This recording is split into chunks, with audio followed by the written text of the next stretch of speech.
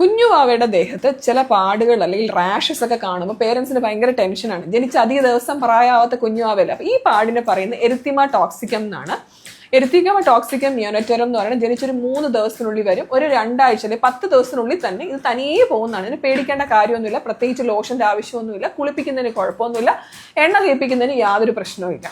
ഈ രണ്ടാമത് കാണുന്ന കഴുത്തിന് പുറകിൽ കാണുന്ന ഈ ഒരു ചുമന്ന പാടിനെ പറയുന്നത് ഒരു കാപ്പിലറി മാൽഫോർമേഷൻ കൊണ്ടാണ് വരുന്നത്. സ്റ്റോർക്ക് ബൈറ്റ്സ് എന്നാണ് പറയുന്നത്. ഇതിന് പേടിക്കേണ്ട കാര്യമില്ല.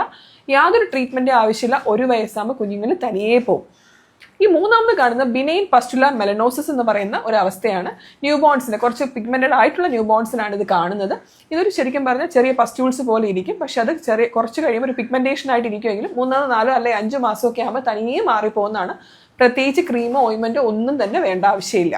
കുഞ്ഞുങ്ങളുടെ മൂക്കിന്റെ പുറത്ത് കാണുന്ന ഈ വെള്ള കുരുക്കളെ പേടിക്കേണ്ട കാര്യമില്ല. ഇതിനെ പറയുന്നത് മിലിയ എന്നാണ്. ഇതൊരു എപ്പിഡെർമൽ റീടെൻഷൻ സിസ്റ്റ് ആണ്. കുഞ്ഞുവാവയുടെ സ്കിന്ന് ഭയങ്കര ഇൻമെച്യൂർ ആണ്. അത് കാരണമാണ് ഇങ്ങനെ ഉണ്ടാവുന്നത്.